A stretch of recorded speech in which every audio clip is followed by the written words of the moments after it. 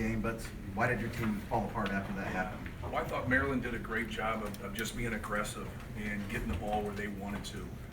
Jameer Young broke us down, Akeem Hart. It just seemed like they were living about 8 feet from the rim right in the middle. They were just breaking us down off the dribble. And they were the aggressor. Give them credit. I thought we did a good job of handling their press, only having 7 turnovers, but one of the best rebounding teams in the country, and they just dominated us. Out-rebounded us by 12. The combination of not being able to rebound and get some second chance opportunities on our end, I thought they did a great job of boxing us out. And then we got to be able to make some shots. I thought we had some looks. I thought they did a good job defending us, but we still had some looks. And they could probably say the same thing on their end that just have to go down for us. We have to have a balance of driving the basketball, making threes, and getting post-ups for Zach. And when we don't have that balance, man, they're going to shrink the defense and do a better job. But back to your question, that was a big play. You don't realize at the time, you just think, it's not that big a deal. It's 2 points, they shoot free throws, but that's when the momentum swung right there.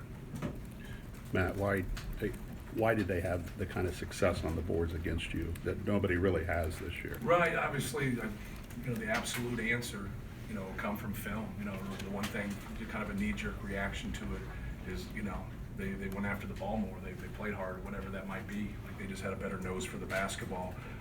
But give them credit. Like when you can stay out of your rotations and kind of stay home because you're not getting spread out and we're not making any shots, now it's a lot easier, because you have good blockout responsibility on the defensive end. But that's probably one of those questions, watching tape and kind of seeing it.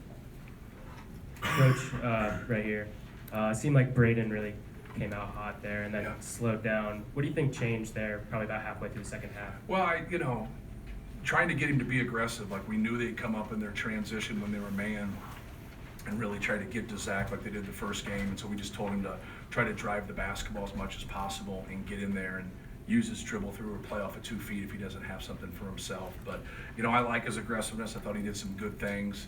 But I think a lot of that credit needs to go to Maryland and also our inability to make a shot. So like now, when you're not making shots, now you can kind of come in with that gap help and then try to load up right there. So I thought they did a good job there, just kind of keeping him out of the paint.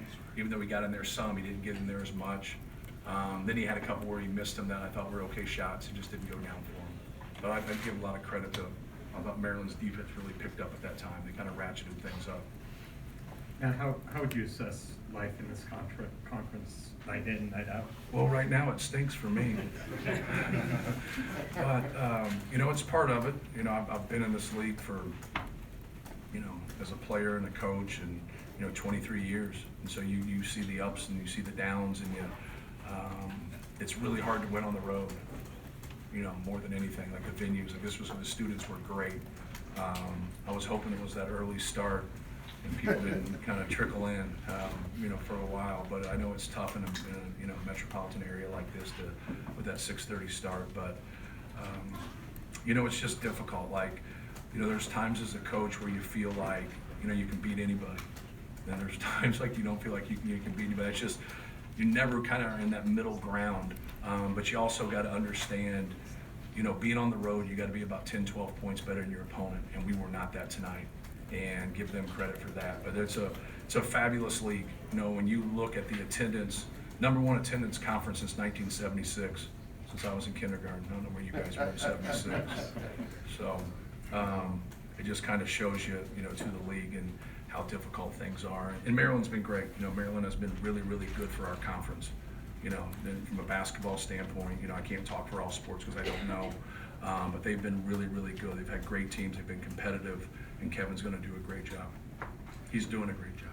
Go ahead. You've mentioned multiple times about the shooting. Fletcher kind of struggled tonight. Yes. Was that defensively? Did you like the looks he was getting? He was just missing. Yeah. What was behind I think a couple of them, like, he needed to probably pass out, like he was driving the basketball the one time when Reese got that block on him at the basket.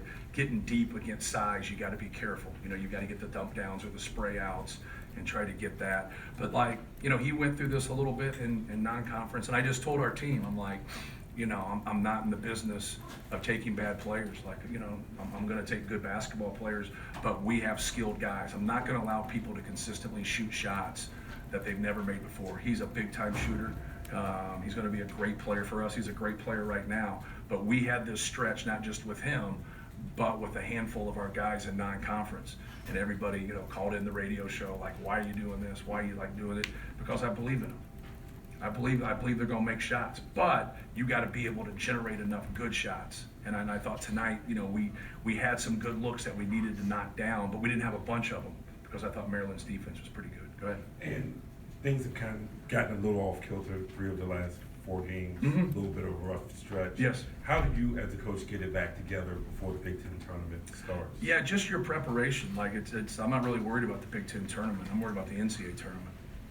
Yeah, you don't get judged on that one, the Big Ten tournament. So, just stay process based.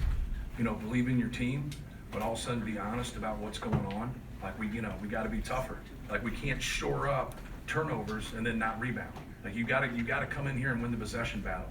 You got to have more rebounds in them. You got fewer turnovers. Now you can start right there and really work towards something. We didn't do that. And so when you get on the road and you have fewer possessions, and now you don't shoot well, that's going to be a long night versus a quality team. Going back to attendance and going back to atmospheres, I mean, there was a couple of years when COVID and the pandemic really just, students weren't as engaged or wasn't involved. Right. On the road at home, how cool is it to be, Yeah. on a mental basis, even though you're on the losing side, being in atmospheres now that you're feeding off the energy of people? Right, it's great, man. This is like when you walk in here and nobody is for you, that's a beautiful thing. And the thing that you want to do is hear that silence at the end instead of those cheers. And like the cheers like leaving but I thought Maryland did a really good job. You always hear people get mad on court storms. And we've lost 3 games, but 5 last year. So we've had 8 court storms in 2 years. So Maryland's winning in their security. They're #1. They did a great job tonight. So they kicked our ass, and they kicked our ass in the court storm. So, but no, I thought they did a really good job, and that's just, just professional. Like just trying to help us, and Kevin was great there at the end because the time worked perfectly where we could get that and get out of there. And a couple of our guys got pinballed at Northwestern, and it was a kind of a tough deal. But it's hard, right? Like you don't sit there, you can't practice that with your security and everybody. But I thought this atmosphere was great. I think all the atmospheres and environments. We got a chance to play Penn State in the Palestra. I mean, that was cool, man. I'd never been there. Like that was unbelievable. Like that was, and it was cool. We won. A lot cooler than this. But like, no, it's. I've had a couple people come after me, like from a job standpoint, and I always just think, will it be better than that right there every single night? And I don't know I think that answer is no, it won't be. This is big time. Going to Northwestern and losing, going to Indiana and losing, going, hey man, you got to have some toughness. You got to have a backbone. You got to go. You got to be. But that's what you wanted. You wanted to sharpen you. You wanted to make you better. But no, I love this league. This league's great. One more, John. Matt, you brought up the perimeter and an opposing defense's ability then to shrink the floor if those shots aren't falling. Right. When you have the best player in the country Correct. in college basketball, in Zach, there's obviously so much put on him. Right. How much do you kind of view the state of things of what's happening sort of around him for what you guys are doing going forward? Right, yeah, you need that combination because now they're going to, you're making their decision for them. Like, we got to make their decision for them by making shots. And now they got to stay out with somebody, and now you have driving lanes. Now you have post-ups, and the guys aren't as close to come in and scrape and help. And so I think that is the key, is the combination. And that's what we've really tried to do with our evaluation and our process and recruiting, is get skill, and then we've been able to get good big guys, through the years. And so now that's something that I really just talked to our team about, is like you got to believe in yourself also. And you got to believe in yourself when things aren't going your way, which is a really hard thing to do, but the good ones get it figured out. And I think we got a lot of good ones in our locker room, and I think we'll get it figured out. Thank you, guys. Thank you.